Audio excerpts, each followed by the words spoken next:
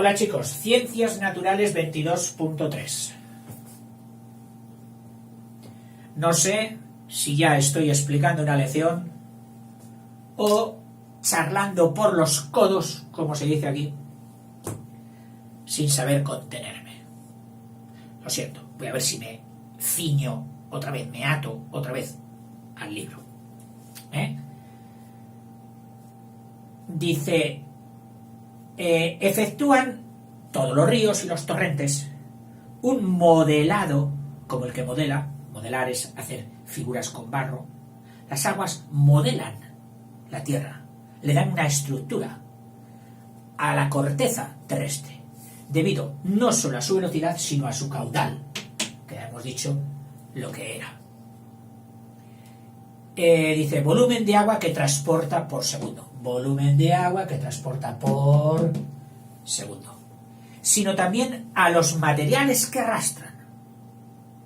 Todos esos materiales que vimos en el vídeo anterior, que habían arrastrado y hoy siguen arrastrando y cada vez menos, porque claro, si les hemos quitado la fuerza de sus grandes caudales ocasionales, debido a las retenciones que hacemos con los pantanos,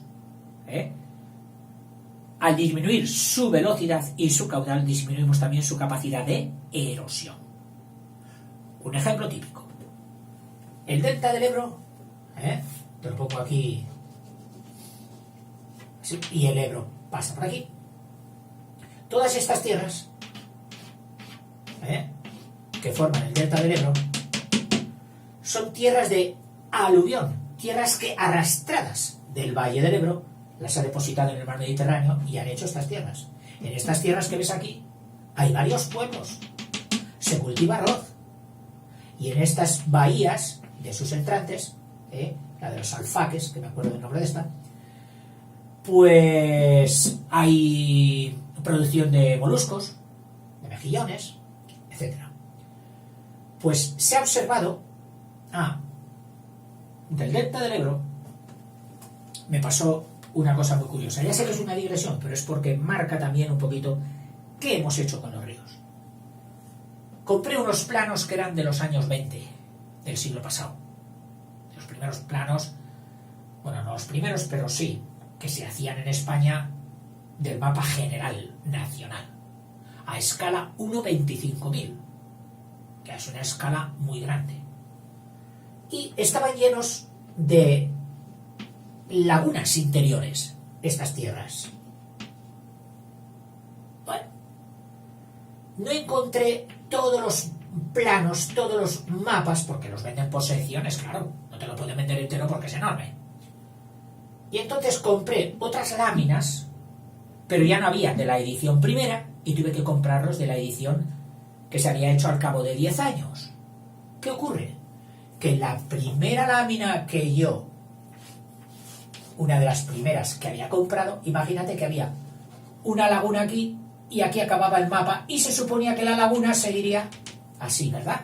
Bueno, pues cuando compré la segunda lámina, esta, hecha después de 10 años, me encontré con que esto no tenía una secuencia lógica, sino que solo quedaba este trocito. Y entonces el mapa que yo monté hacía unas cosas raras, así como que aquí esta laguna estaba cortada en línea recta y aquí solo un salientito. ¿Qué había pasado con este trozo de laguna que también estaba? Que los arroceros, los campesinos, lo habían rellenado. Habían cogido la laguna y la habían rellenado con agua para hacer unas tierras someras, fácilmente inundables, para cultivar arroz, que se cultiva y muy bueno en el delta del Ebro. Y de todas aquellas lagunas que fomentaban pues la aparición de las aves de migración cada año, que se paraban aquí para ir luego caminando a África, y otros animales, otra fauna y otra flora, que si anguilas, peces de tal clase, los pajaritos de tal otra, las ratitas de agua, etcétera, pues han ido desapareciendo. ¿Quién? La acción del hombre. Que muchas de estas lagunas han desaparecido. Algo parecido pasó en otro fenómeno que estudiaremos, que es la Albufera de Valencia, que es un lago interior, pero separado solo por una barra de arena del mar. Ahí también se hicieron rellenos que prácticamente la Albufera la redujeron, pues, no sé, pues, no digo a la mitad de su superficie, pero a lo mejor a menos. Lo mismo que con las aguas que había en el interior del delta del Ebro. Pero bueno, a lo que estábamos. El Ebro lleva, desde que se hizo el embalse de Mequinenza y los embalses de cabecera, incluido en el que se hace en la misma cabecera ya, en mi pueblo, en el embalse de Reynosa, que es uno de los grandes. O sea, nada más nacer, nace con tal caudal allí en Fontibre que ya tiene un pantano de los grandes, el pantano de Reynosa. Precioso, un paraje precioso, pero si vas, vete abrigado, aunque sea en verano, vete abrigado. Porque ahí hace frío, decía mi padre que se le va el pensamiento. Bien, pues entonces, al haber impedido ya su velocidad y aquellos volúmenes fuertes que venían y producían inundaciones, que eran los que arrastraban, pues han observado que el mantenimiento que hacía el Ebro de sus tierras del delta, que todos los años echaba de posiciones tierras nuevas, y que contrarrestaba la acción del oleaje del mar, que tendía a coger tierras y metérselas para adentro, pues hoy, como ya no deposita tierras, el mar está logrando volver a sus fueros. Y si siguiera así y no se tomaran medidas, pues al cabo de no sé cuántos años, a lo mejor metido en un ordenador esto nos dice, bueno, pues en 2000 años no quedará delta. No lo sé, la velocidad, pero es cierto que estas playas están experimentando un retroceso por falta de aportes de tierras de aluvión, que así se llaman, del río. Y esto que te cuento yo del Ebro, pues luego tú lo irás de otros muchos ríos y podrás aplicarlo. Los aportes de los ríos y todo esto. Bien, pues los ríos, tanto en ríos como en torrentes, ejercen las tres acciones de todos los agentes geológicos externos, que si te recuerdas cuáles eran la de erosión, la de transporte y la de sedimentación, el famoso trío con el que estamos haciendo como base bastantes vídeos y otros que quedan todavía. Dice, aunque de una forma más regular en los primeros que en los ríos, puesto que son cursos constantes. Es decir, lo harán más esto los ríos, que llevan agua constantemente, que no uno que solo lleva agua durante un mes. A lo largo de todo el cauce se van a dar los tres procesos simultáneamente, pero en forma selectiva según sea la velocidad del agua y la clase de materiales existentes. Si pasa por tierras terrosas, depósitos de los famosos loes de sedimentación, aunque el loes hay que tener en cuenta, ojo, que es de sedimentación y de procedencia eólica. Aquí no. Aquí, a la orilla de los ríos, la sedimentación que hay, las tierras que hay que no son rocosas y están a la orilla del río, son de sedimentación del río, fluvial.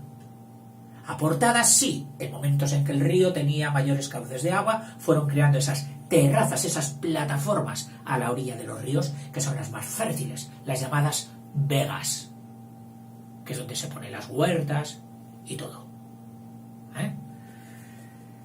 Así, bueno, una característica de esto mundialmente conocida y además muy estudiada en la historia por su importancia cultural eran las inundaciones del Nilo. Que si quieres verlas, pues dirígete a la serie Historia del Arte y de la Cultura, busca Egipto, el antiguo Egipto, y al hablar de sus formas de vida y la importancia del río, allí las he explicado un poquito más prolijamente. Ya sé que la palabra prolijo y explicar te da susto. Es que se enrolla, no lo sé. Así, en el curso alto del río, y ahora miraríamos ya estos tres factores, cojamos ya un río modelo. Un río modelo. Y ese río, que nace en las montañas, baja con mucha velocidad, pasa por un curso medio ya de menos inclinación y por último llega a la plataforma, ya digamos a la altura del mar, el mar, pero ya una plataforma donde estaría curso alto, curso medio y curso bajo. El Ebro, que te lo digo porque yo lo descubrí hace poco, y la primera vez que lo oí dije, no es posible. ¿Cómo me dice usted que tal población, Mora de Ebro, que está todavía, que faltan 200 o 300 kilómetros, no, 200 fácil, hasta la desembocadura del Ebro? Me dice usted que solo está a 4 metros sobre el nivel del mar, pero si 4 metros no son nada. O sea, que desde de los 200 kilómetros el Ebro prácticamente no cae, va en plano. Como que ha habido muchos intentos de hacerlo navegable, pero el Ebro es durillo, porque a pesar de los embalses que tiene de retención y control de aguas, experimenta crecidas demasiado vigorosas para los barquitos, y sobre todo porque además con las corrientes, porque aunque no tenga desnivel, claro, si tú vas metiendo agua por aquí, aunque no haya desnivel, aun cuando fuera plano, a cero, si tú metes agua por aquí no tiene salida, tiene que buscarla por aquí, que es donde está el mar, y entonces se organiza pues una corriente, y esa corriente mueve fondos y te desplaza el suelo irregular del Ebro, te lo desplaza con de un año a otro, y entonces es imposible tener unos mapas fijos del fondo, digamos, del canal que se quisiera hacer navegable.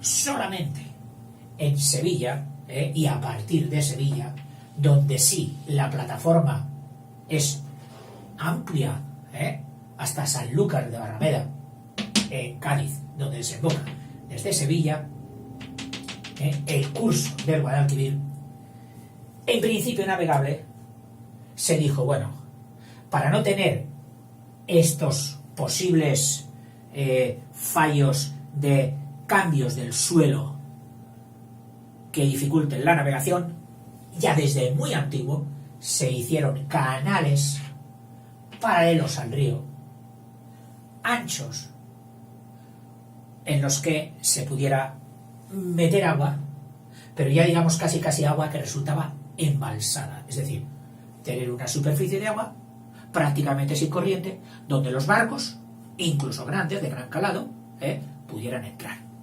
Y hoy el puerto de Sevilla es un puerto que recibe barcos de gran tonelaje, y te impresiona pasar por Sevilla, y desde los puentes ya exteriores y pasado el Triana y todo aquello, ves las grúas que estás acostumbradas a verlas, pues no sé, en Bilbao, en Gijón, en Barcelona, en Alicante, en Málaga, sí, pero verlas en tierra, en Sevilla, donde un barco se mete y con su cuerpo hace más altura que los edificios más altos de Sevilla.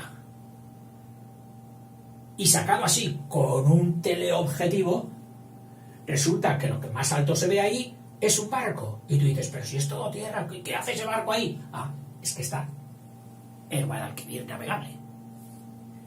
Bueno, claro, y un canal luego ya se puede dragar. Cuando no lleva corriente y tú tienes el control del agua que metes en él, se puede, si hay depósitos de limos, que siempre cuando el agua viene turbia, pues algo tiene que pasar. Entonces se meten unos barcos que van tragando con unas cazoletas, van rascando el suelo, atadas con cadenas, lo sacan y lo echan sobre el barco. Y cuando el barco ya está cargado de depósitos de tierra, esto se hace también en los puertos, lógicamente, pues entonces se va a alta mar y allá lo vierte. sin causar nada. Es necesario, si no los suelos de los puertos, los fondos, se colmatarían, colmatar, un verbo bonito, que significa rellenar poco a poco de un producto envolvente de superficie. Se colmatan. Voy al libro, perdón. Dice, en el curso alto del río, que suele tener mucha pendiente, el agua llevará una gran velocidad y predominará en acción erosiva, es decir, de la erosión, transporte y sedimentación. Aquí la erosión será grande, la de transporte también será grande pero menor, y la sedimentación prácticamente nula. Ahí las tierras arrancadas no las deposita en el lecho del río, las sigue arrastrando. Eso en el curso alto.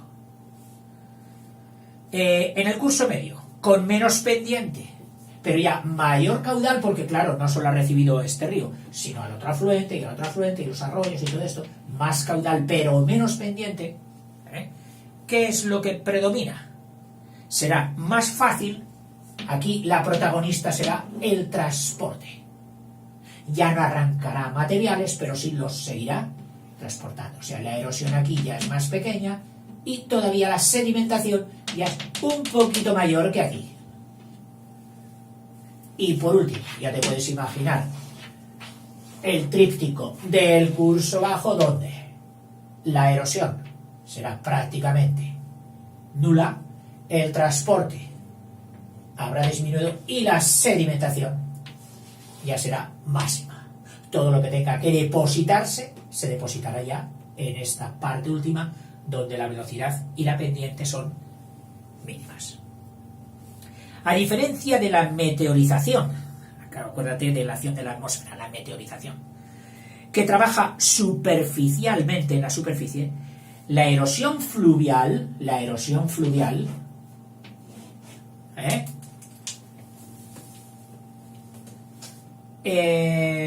lo hace en forma lineal. Claro, la meteorización, el aire todo lo cubre y lo actúa por sobre toda la superficie. El río no. El río lo hace por donde pasa. Y por donde pasa es prácticamente una línea. No recta, quebrada, pero línea. Es decir, el agua ahonda el cauce por donde discurre y forma valles con el perfil en forma de V. Bueno, a lo mejor la V es un poquito más abierta. En el fondo observaremos pues una plataforma por las tierras de sedimentación, más o menos intensa, en el medio del río, pero las laderas serán todavía, si son causadas por la erosión de épocas prehistóricas, la V será pronunciada.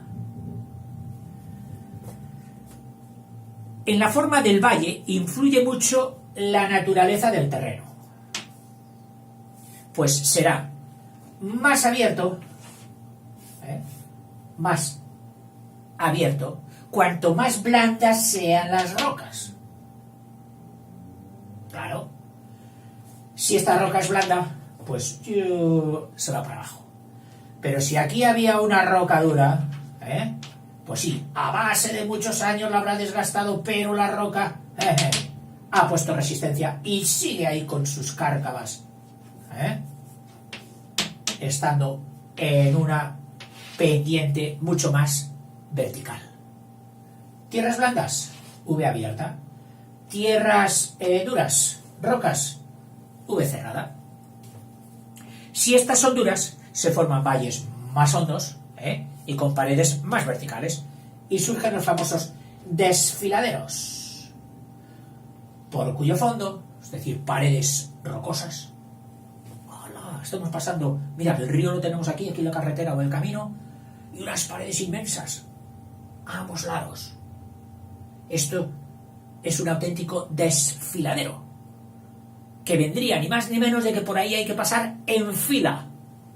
Cuando llevas un grupo de niños por el campo así y hay un sitio estrecho, sin que tú lo digas, surge la fila, porque solo puede pasar uno, pues hijo, uno detrás de otro. Pues lo mismo pasa en los desfiladeros estrechos, lo que hizo la erosión del agua durante tantos miles de años, y hoy pasa por ahí el río y los ingenieros de obras públicas se las han ideado para ganar un trocito al río e ir metiendo la carretera, que irá plum, plum, jugando y trenzándose con el río pasando por debajo. Y a veces las líneas férreas que no pueden hacer esas curvas, pues no han tenido más remedio que meterlas por aquí, y ves que aquí, plan, hay un puente, una cosa así, y está pasando el tren por ahí, de un agujero de la roca a otro agujero de la roca, como pasa en el célebre desfiladero de Pancorbo, en el norte de la provincia de Burgos. Precioso el desfiladero de Pancorbo, también tienes que ir a verlo.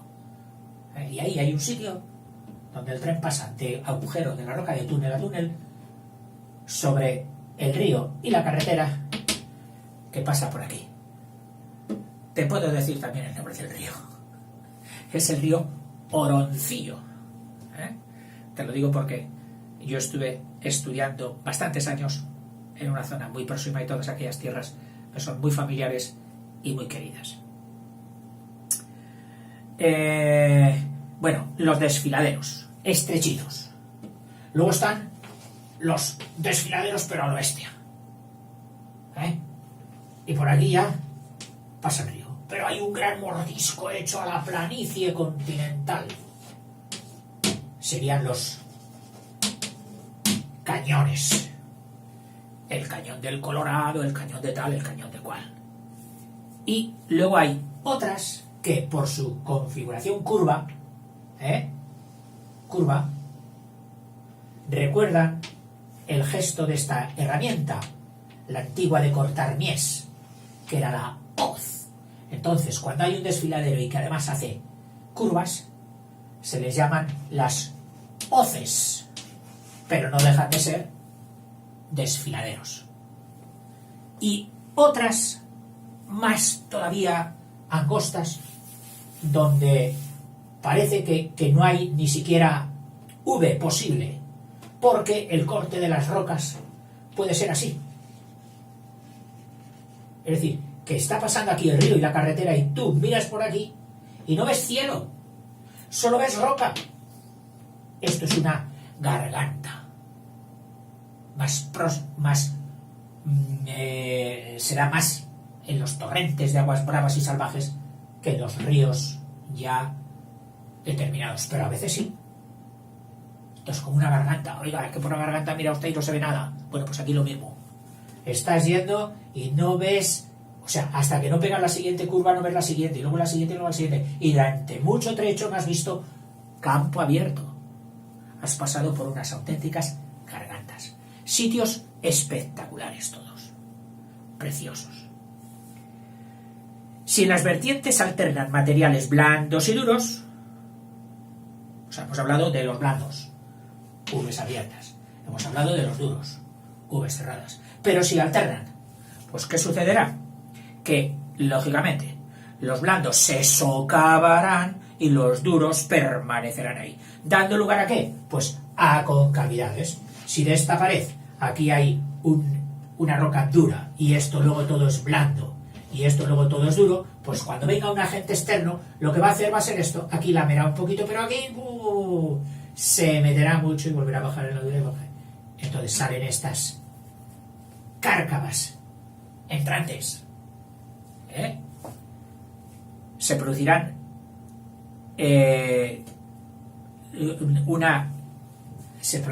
un socavamiento de los blandos, pero cuando esta dura pierda el apoyo que te le daba la blanda, pues puede ser, y de hecho es, que llegue un momento en que la acción de los hielos y de todo esto resquebraje y haga caer la roca dura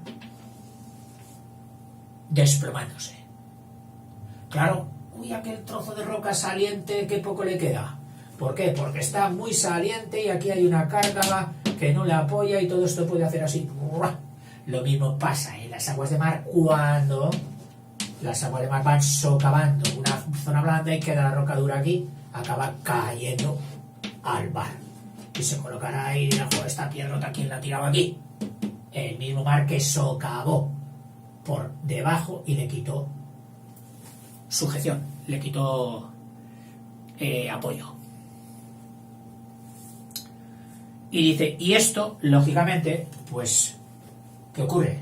Que si se cae la roca blanda, que era la que mantenía la estrechez del valle, hace que al desaparecer esta roca dura que se ha caído, amplíe o abra la V, haga que el valle sea más abierto, por desplome de las rocas duras que al perder sujeción de las blandas con las que iban intercalados han ido cayendo. En los cauces abiertos, en las rocas duras, se forman remolinos que labran el fondo. Esto era el terror de nuestra imaginación infantil. Te ibas a bañar y decías, no vayas a ir, que hay una olla, hay una poza. Es decir, debajo del agua mansa del río que se veía pasar así en verano, mansita, te decían, no os metáis por ahí que hay una olla, que hace 2 años, hace 4 se ahogó fulano. Y teníamos auténtico terror. Y nos imaginábamos que en un momento, cuando ibas nadando por encima, un remolino de agua te pudiera meter por uno de esos agujeros. Que no eran fábulas. A lo mejor en aquel caso concreto sí, pero existían. Y ha habido algunas verificaciones de ollas en los lechos de los ríos, el mismo Zaragoza, del Ebro a su paso por Zaragoza.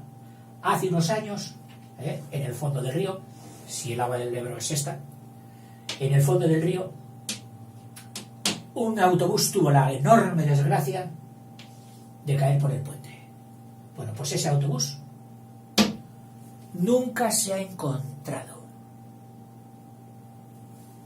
Y una de las hipótesis era que el Ebro tenía aquí unas pozas por donde los labran ellos, los ríos. Van buscando siempre lo hondo, la llamada de la gravedad para el agua, y si el material es blando, lo van horadando y van haciendo auténticas galerías por debajo del lecho normal del río. Es decir, si tú tiras aquí la típica soga con los nudos para ver la profundidad, te dirá, ¿profundidad? Oh, pues oye, tiene aquí 20 metros, qué profundo, sí. Pero es que por debajo de ese lecho puede tener otro río subterráneo, por donde al parecer cupo un autocar entero. En el grupo que yo estudiaba, tuvimos la desgracia, yo no estaba presente porque era de otro año, de perder un compañero. Y era un río pequeño, el río que os he dicho antes, el Oroncillo. Que haciéndonos una gracia, pues el director dijo, pueden bañarse, pero con mucho cuidado, y mucho esto, mucho lo otro. Bueno, pues uno de los compañeros tuvo la desgracia de ser ingerido por una olla. Cierto es que tampoco sabía nadar muy bien.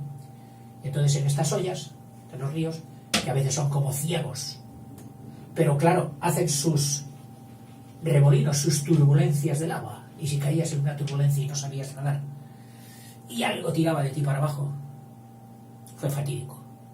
Algún compañero logró darle la mano, pero fue imposible sacarle. ¿No? Prudencia, sobre todo cuando te bañes. Y yo reconozco que fui un forofo y también a veces un poco imprudente, porque veía un charco y ahí me metía. O como todos los jóvenes, vemos agua y ¡oh, a bañarse! Pero con los ríos, si no los conoces, hay que tener muchísimo cuidado y fiarte siempre de lo que te digan tus mayores. Poca materia hemos desarrollado y ya no sé si se ha pasado el tiempo o no que me dice mi relojito. A ver, acabo con esto. Y dice... garganta están los cauces abiertos. Dice formando ollas, las ollas, y otras veces marmitas de gigante. Es decir, los ríos socavan unas hondonadas tan extensas que las llaman marmitas o cazuelas de gigantes. Y ahí la gente, sí, ahí está la marmita del gigante de tal sitio, de tal río, donde el río ha excavado en tierras blandas una hondonada. Las cascadas, erosión, las cascadas, viene por esta altura el río y aquí encuentra una falla donde se rompieron los estratos en un movimiento orogénico y entonces la tierra continúa a este nivel. Claro, el río que venía tan tranquilamente por aquí, las cascadas o desniveles bruscos en el cauce del río se forman por la distinta dureza de las rocas, dice, o bien por terremotos que rompen la corteza terrestre. O sea, se comprueba fácilmente y hasta se puede ver que este tipo de roca es el mismo que hay aquí. Es decir, el estrato 1 continúa aquí, el estrato 2 continúa aquí.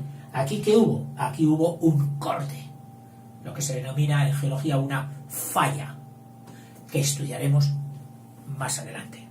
Estos suelen provocar cascadas. Otras, como unas que vi yo claramente hace poquitos y que tengo algún vídeo en geografía sobre las lagunas de Ruidera, por si quieres verlo.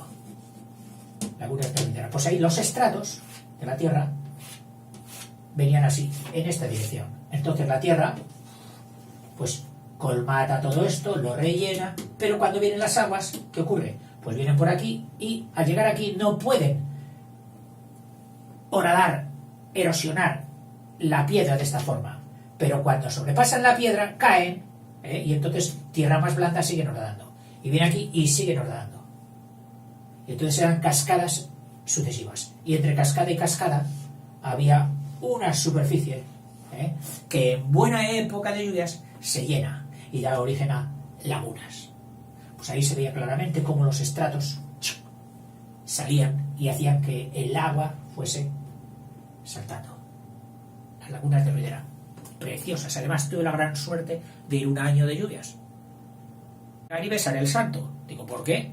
Dice, porque esto hace 15 días no tenía agua. Es decir, hacía 15 días no había agua, estaban secas las lagunas.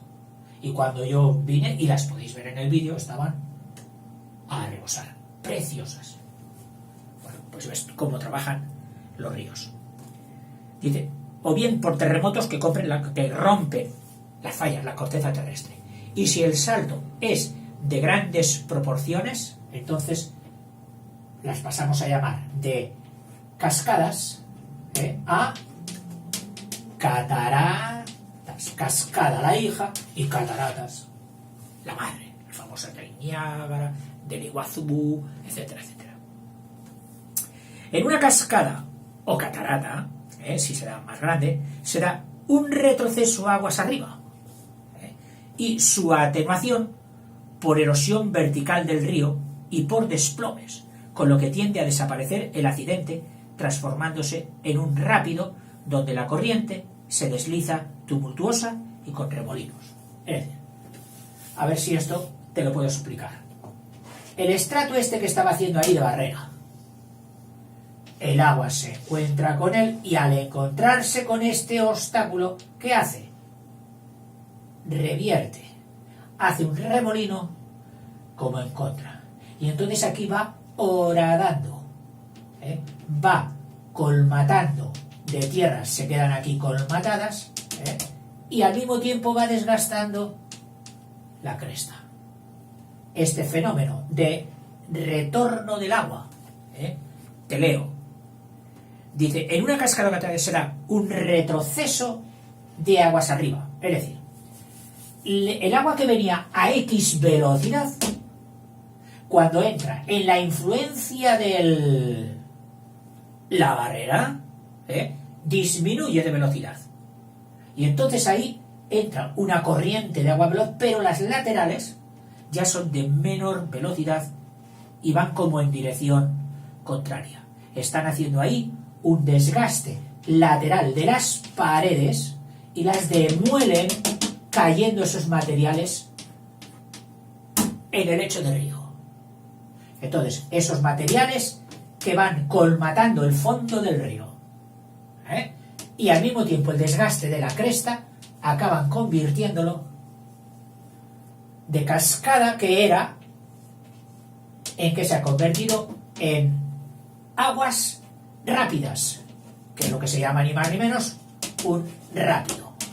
Si en aquella zona de los rápidos de tal comarca es donde el río, que en otras comarcas anteriores venía ya casi llano, pero claro, como ha tenido que salvar este desnivel geológico, y que en principio hace eras arcaicas había una cascada, hoy es un rápido, y al fondo del rápido ya pues a lo mejor todavía queda parte de cascada, pero bueno, cuando se acaba el rápido pues ya entra otra vez en aguas planas.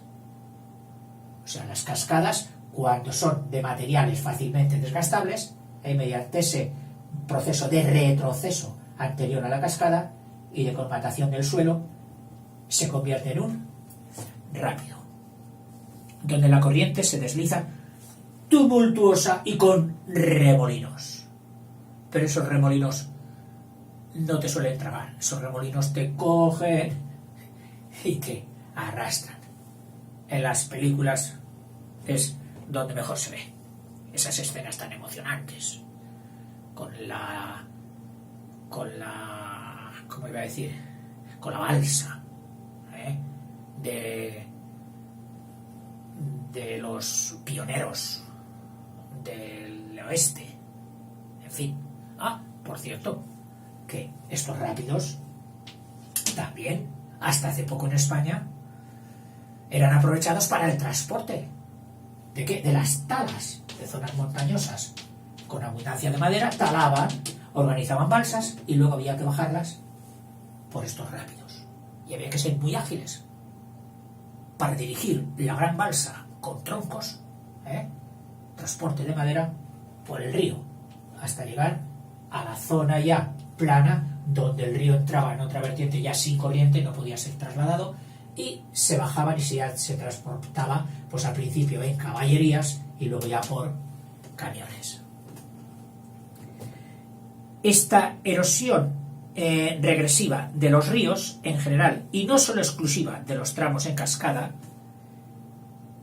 a ver, leo bien, esta erosión regresiva, es decir, esta erosión de regreso de las aguas, es general, dice, o sea, se da en todos los sitios donde hay cascada, pero dice, pero incluso donde no hay cascada también se da, por lo que pueden invadir incluso a base de lamer lateralmente. Es decir, si yo te pinto ahora aquí dos cuencas, una cuenca y otra cuenca, que no significa el agua va por aquí abajo, pero el agua de lluvia que cae aquí pertenece a esta cuenca y va a este río. Pero claro, si este río está continuamente comiendo lateralmente tierras, pues puede que llegue un momento en que esta cuenca se coja a esta otra cuenca. O sea, ha habido como una asechanza, como una agresión de cuenca a cuenca. ¿Eliminando qué? Eliminando la barrera que separaba a ambas.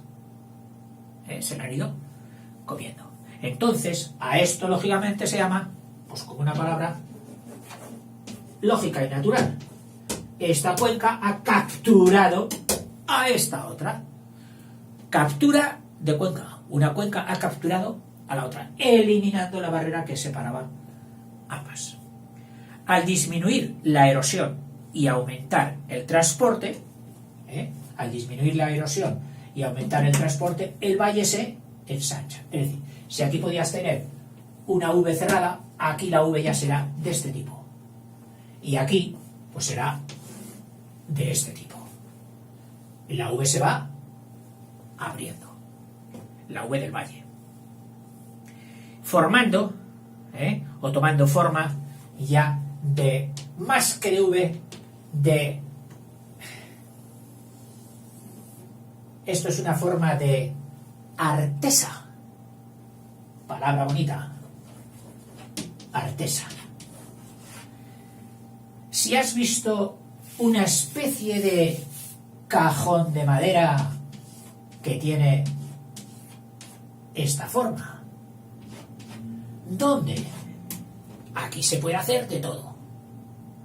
Se puede utilizar para echar yeso y agua y hacer la mezcla del yeso para dar a las paredes, y será una artesa, artesa de albañil. Se puede echar, por supuesto, no en la misma, en otra, se puede echar harina y agua, o mezclarlo y hacer la masa para el pan. Esa será la artesa del panadero. Se puede echar, y aquí me río ya porque me recuerda a mi infancia, se puede echar un poco más larguita, comida, patatas machacadas, desperdicios, verduras viejas, todo lo sobrante, que no sea plástico, y ponérselo de comer, ¿a quién? A los que comen todo y nunca rechistan, que son los cerdos. Esa artesa, en mi pueblo se llamaba cuezo. Y mi padre, cuando faltábamos a la educación en las comidas, y decía, sí, hala, tú, al cuezo, como los cerdos. Porque habíamos tirado agua, porque habíamos tirado comida. Y era curioso que los cerdos venían aquí cuando les ponías esto. ¿Y tú te crees que se ponían aquí enfiladitos? ¿Qué va? Había que buscar sitios. Bueno, en mi casa solo había un cerdo, como mucho dos, pero en sitios donde hay muchos cerdos y se les ponía así, se metían y metían las patas dentro del cuezo, que era lo que decía mi padre. Cuando cogíamos algo con la mano y nos reñía, dice, ya está metiendo las patas en el cuezo. Eso es una artesa. Entonces, sí, te viene a cuento. Viene a cuento, ¿por qué? Porque los valles de la parte última, del curso bajo del río, más que tomar forma de V, toman forma de artesa. Al ensancharse el valle, el agua describe ondas o meandros. Es decir, cuando es tan poca la fuerza del agua, tú imagínate, iba a decir una burrada, pero no la digo. Coges una regadera que eche un chorrito de agua y échalo sobre una superficie plana. Verás como el agua busca sensiblemente la parte más baja, donde haya una pequeña inclinación, pero no describirá una línea recta, sino que irá haciendo así.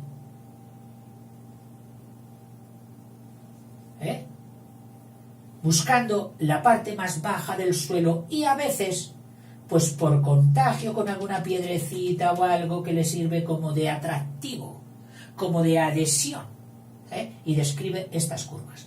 Por lo mismo les pasa a los ríos en la parte del curso bajo.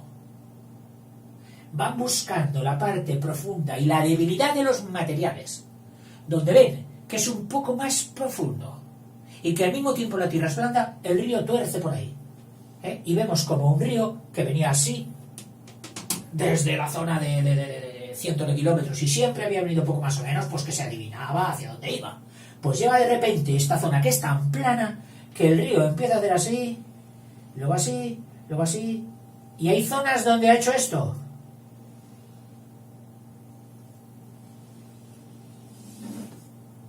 ¡Madre mía! Claro, quien ve al río aquí dice, oye, pero si este río, el Ebro, te pongo otra vez de ejemplo, dice, si este río siempre iba de noroeste a sureste. Y aquí está yendo claramente en contra. ¿Cómo es esto? Claro, tú desde aquí no estás viendo este trozo de brazo ni este trozo de brazo. Y es que ha hecho estas curvas dejando tierras en medio, porque todo esto son tierras. Tierras donde pasan las carreteras y donde hay pueblos, que a lo mejor hay un pueblo aquí. Y desde este pueblo, que está aquí, por ejemplo, si se asoman por una parte ven que el río va así. Y en la otra, bueno, si era así, ¿no? Perdón. Que el río va así. Se asoman por la otra y ven que el río va al contrario. Claro, ellos como han vivido allí saben que hay una curva por la que el río retrocede. Y si están aquí, por lo mismo te asoman por aquí. Y claro, curioso que hay alguna casa de donde ven las dos corrientes del río. La que va en un sentido y la que va en otro. Estos son los famosos meandros o curvas de muchísimos grados en los ríos, en los que la velocidad es máxima en la parte cóncava, es decir, aquí la velocidad será más lenta que aquí. Aquí la velocidad en las partes cóncavas es una velocidad mayor. Experimenta más escorrentia que en esta, que en las que son menos cóncavas, o en las que son, como aquí, convexas.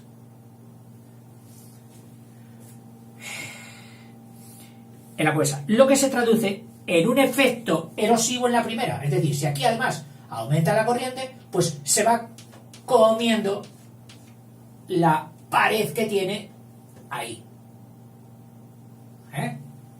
Aumenta ahí la erosión.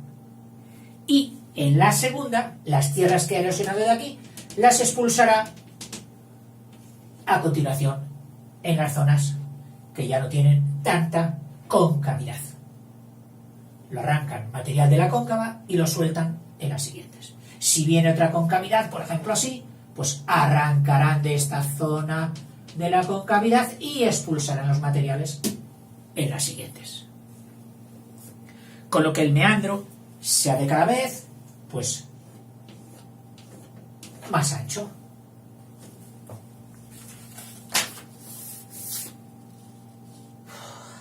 Todavía queda otro trocito y ya te he dado mucha paliza en este vídeo. Cortamos y paso al siguiente. Venga, hasta ahora.